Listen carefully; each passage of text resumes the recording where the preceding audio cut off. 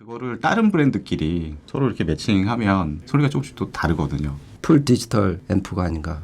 싸게 만들어서 비싸게 팔아야 되는데 얘네는 몇 곡 들어보면 그렇게 느껴지거든요. 아까 뭐 말씀하셨던 클럽 좀 설명해 그러니까 우리 클럭 정확히 말하면 디지털 클럭이죠. 아날로그 클럭은 우리가 뭐 시계니까 디지털 클럭인데 이게 기준점을 정해주는 거예요. 어차피 디지털 신호는 기준 시간 대비 얼마나 전압이 들어오느냐. 근데 덱도 그 신호를 맞춰줘야 되는데 이 아구가 안 맞으면은 위상도 틀리고 좀 어긋남이 있고 그래서 이제 그 오차 범위를 줄여야 되는 이제 관건이 있는데 이 디지털 오차를 지터라고 그러고 네.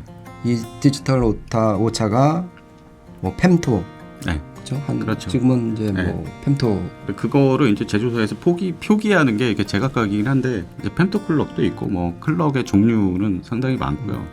그 표기하는 방식은 대부분 뭐 ppm 뭐 이런 식으로 이게 정밀도를 표기를 해요. 네, 그게 수치가 낮을수록 훨씬 더 정교한 클럭 정밀도를 가진다고 하죠. 소자에 따라서도 또 네. 클럭의 정밀도가 다르다고 하는데 그쵸. 막 최상급으로 가면 이제 막 뭐죠? 까먹었네. 크리스탈 루비? 크리스탈을 많이 쓰고 사실 최상급으로 가면은 거기 인공위성 우리 최고의 클럭은 루비듐 인공위성에서 쓰는 거예요. 인공위성에서 쓰는 거예요. 루비듐 같은 에스테릭 같은 데가 좀 유명하죠. 루비듐 같은 거를 쓰고 그럼 소수점 이하 ppm 정밀도가 나오는 그 클럭들도 있어요. 그리고 또 그게 이제 온도에 되게 민감하기 때문에 네. 거기서는 이제 용어를 오븐이라고 쓰거든요. 그렇죠. 그러니까 얼마나 온도를 일정하게 유지하느냐. 네. 예, 그래서 이제 거기서 또 여러 가지 나눠지죠. 그러니까 얼마나 시간축에 정밀하게 이 디지털 신호를 재생할 수 있느냐의 그런 문제인데 그냥 간단하게 얘기하면 이런 거예요. 아버지가 방에 들어가신다. 이렇게 재생이 돼야 되는데 클럭 정밀도가 떨어진다 그러면 아버지 가방에 들어가신다. 아, 그런 설명 좋다. 뭐 이런 거예요. 그러니까 예를 들면 맞아. 예. 그래서 클럭이 굉장히 중요한데 사실 그래서 막 하이엔드 DAC들로 가면은 DAC 제조사에서 클럭을 별도로 만들기도 해요. 외장 클럭. 네, 외장 클럭을 만들기도 하는데 사실 저는 그 외장 클럭이 꼭 필요한가에 대해서는 좀 회의적인 부분이 있어요. 그리고 제조사 뭐 MSB나 뭐 이런 데들 그 디지털 엔지니어들이 하는 얘기는 뭐냐면 클럭은 DAC 회로에 가장 가까운 데 있어야 된다. 그러니까 외장으로 만들게 되면 이제 단자도 거쳐야 되고 케이블도 거쳐야 되고 근데 클럭이 굉장히 민감해서 그런 그 시그널 패스를 여러 번 거치게 되면 그 클럭 정밀도에 그것도 영향을 준다 이거죠. 그렇죠. 제가 지금 쓰고 네. 있는 그 덱 제작사도 절대 외부 클럭은 붙이지 말라고 그렇게 매뉴얼에 써 있어요. 예, 자기네 스펙도 높긴 하지만은 지금 코나님이 얘기한 그대로 그것 때문에 외부 클럭은 절대 붙이지 말라고.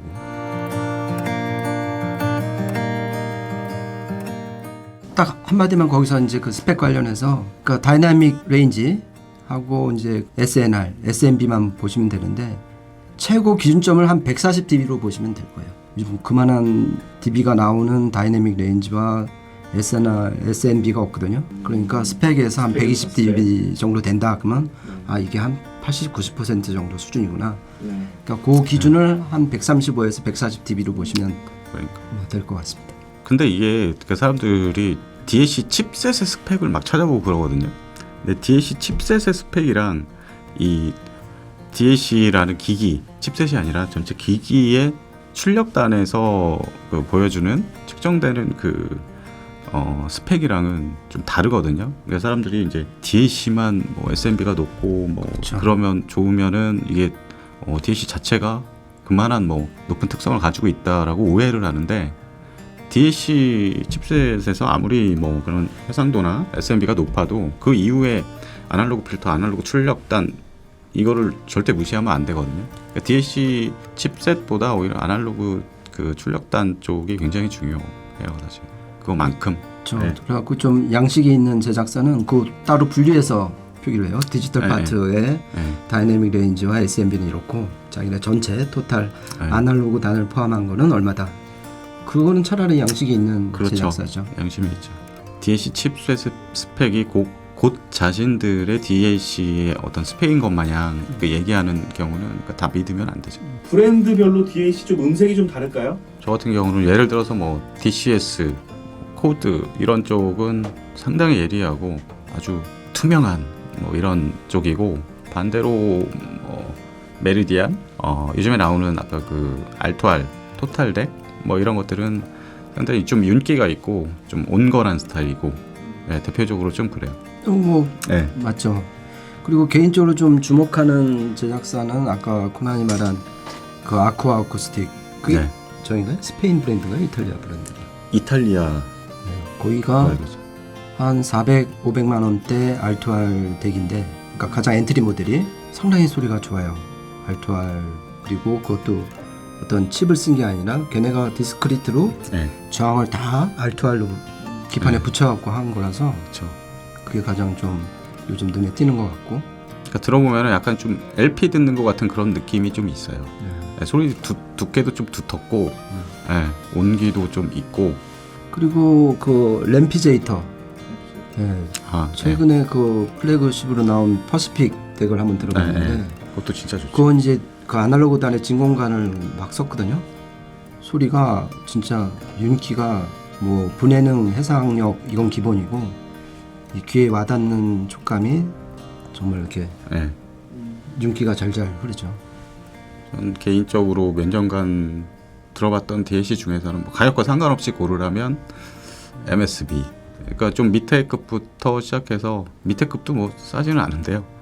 상급까지 다 들어보면은 뭐 사람들이 이제 R2R 덱이라고 그러면은 약간 소리가 두텁고 약간 따뜻하고 뭐 이런 걸 생각하는데 R2R 덱도 DAC 제조사마다 다 음색이 또 달라요.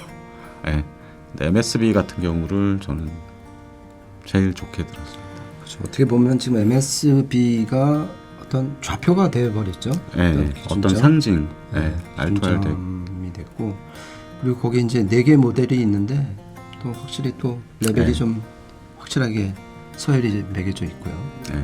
말씀 중에 두 분이 좋아하는 취향의 DAC 얘기들이 다 나온 것 같아요. 좋아하는 거하고 실제 구매할 수 있는 거하고 또 갭이 있잖아요. 그렇죠. 네, 좀 히스토리를 알 수 있을까요? 어떤 DAC를 보셨는지. 지금 한 4개 정도 모델이 썼는데 처음에는 아까 처음 뭐 얘기했던 그거고 두 번째를 그 에이프릴 뮤직의 DA100인가? 그거를 썼어요.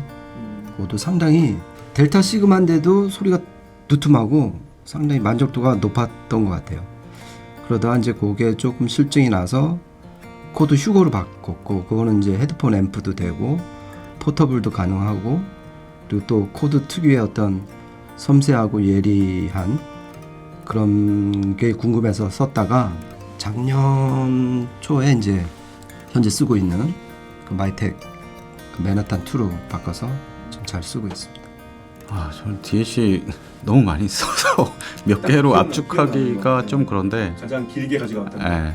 예전에 그러니까 그 트랜스포트 그러니까 음원 듣기 이전에 그 CD로 대부분 음악을 들을 때는 오디오넷 그러니까 독일 브랜드죠. 지금도 있는데 독일의 오디오넷 트랜스포트에다가 그 당시에 코드에서 내놨던 요즘 데이브의 선족격이죠. DAC64 그 다음에 그거를 상당히 좋게 오래 썼었고 그 다음에 트랜스포트를 뭐 CEC 같은 걸로 바꿔서 써보기도 했고 그 다음에 아까 말씀하신 에이프릴 뮤직 제품도 쓰긴 했는데 DA100에서 또 뭐 이제 DA100도 좋았는데 나중에 나왔던 그 DP1 DP1을 여러 번 뭐 샀다 팔았다 막 그랬었어요.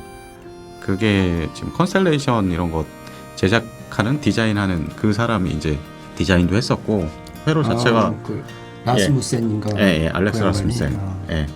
그리고 그 당시에 DAC 중에서 상당히 좋았었고 그 이후에는 뭐 기억에 남는 것 중에 하나는 코드 DAC64 이후에 QBD76 데이브까지 기억에 남는 DAC고요. 최근 몇 년 사이로 오면은 마이텍. 마이텍까지 오면은 이제 그때부터는 음원 재생을 저도 이제 시작을 했거든요. 네트워크 플레이. 중간에 웨이버사 제품들도 많이 썼었어요. 국내 메이커인데 지금도 룬 코어는 이제 웨이버사의 W 코어를 쓰고 있고. 최근에 저희가 T 플러스 A 네. DA18을 리뷰 의뢰를 드렸었는데 네.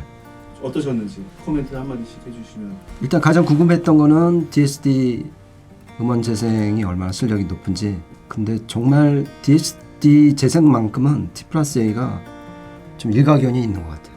말이 트루 원비트 기술이라고 그러는데 그게 정확히 어떤 개념인지는 모르겠는데 일반 PCM 음원 컨버팅 할 때보다 DSD 음원, 그러니까 128 이상 되는 음원을 컨버팅했을 때 그 소리결이 압도적으로 좋더라고요. 일단 그 덱8 DSD는 DSD 음원 재생에서는 적수가 없다. 그러니까 램피제이터 거의 그 급으로 DSD 재생에서는 뭐 보통 이제 램피제이터를 이제 꼽는데 거의 버금가는 가격대 차이도 엄청나게 나는데 저는 그 DSD 재생에 있어서만큼은 만족도가 좀 높았다. 거기서 제공하는 필터에 대해서 좀 설명을 부탁드릴게요. T+A DAC8이 기본적으로 그 상위 걔네 플래그십 그 라인업 중에 DAC HV 시리즈 있잖아요. 그쪽에서 나온 DAC의 어떤 약간의 다운 사이징 모델이에요. 근데 가격대로 보면은 뭐 상위급 그 플래그십 제품이 워낙 고가라서 범접하기가 약간 힘든데 이게 DAC8 여러 면 아까 얘기했듯이 DAC 칩셋 그리고 뭐 전원부 클럭, 출력단 여러 면에서 다 일정 부분 이상 되게 출력 그 설계를 굉장히 잘한 DAC고요.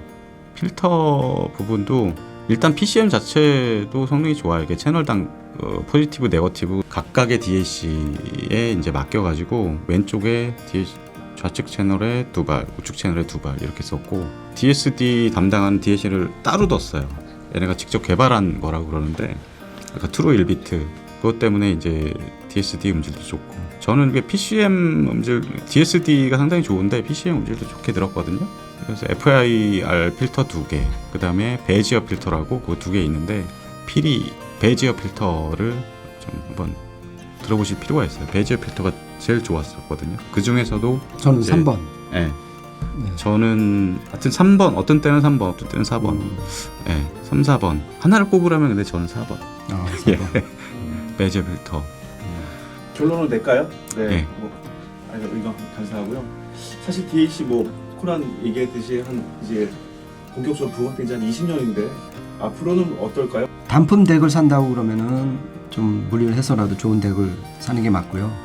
근데 지금 고민되는 게 과연 덱이 소스 기기로 들어갈 것이냐, 앰프로 들어갈 것이냐 지금 되게 혼란의 시대거든요. 그러니까 지금은 보통 네트워크까지 포함해서 거의 앰프 안에 다 집어 들어가는 시대인데 이게 또 오디오 애호가 입장에서는 심심한 일이거든요. 그래도 앰프는 아날로그니까 그 본연의 임무를 하고 차라리 소스 기기에 네트워크하고 DAC하고 분리하는 게 맞지 않나. 사실 예전에 아까 뭐 트랜스포트랑 그냥 CDP가 아니라 CDP 안에 이미 DAC가 내장돼 있었고 그 당시에도 트랜스포트랑 DAC 나눠서 저는 그때 썼었고 나중에 이제 발매되는 DAC들이 이제 USB 입력단을 뭐 달고 뭐 클럭이나 이런 게 좀 더 좋아지고 그 뭐 그런 변화는 있지만 사실 이게 소리를 듣는 그런 그 패턴은 비슷하고 여러 가지 기능적인 측면 인터페이스가 바뀌는 거거든요. 앞으로 계속 DAC 단독 DAC 있을 테고 네트워크 스트리머들 따로 있을 테고 서버도 있을 테고 그것들이 뭐 완전히 사라지고 이런 게 아니라 계속 있지만 어떤 패턴 속에서 얘네가 이제 구현이 될 것이냐 뭐 이런 부분들만 달라지겠죠. 네, 그 정도. 네, 알겠습니다.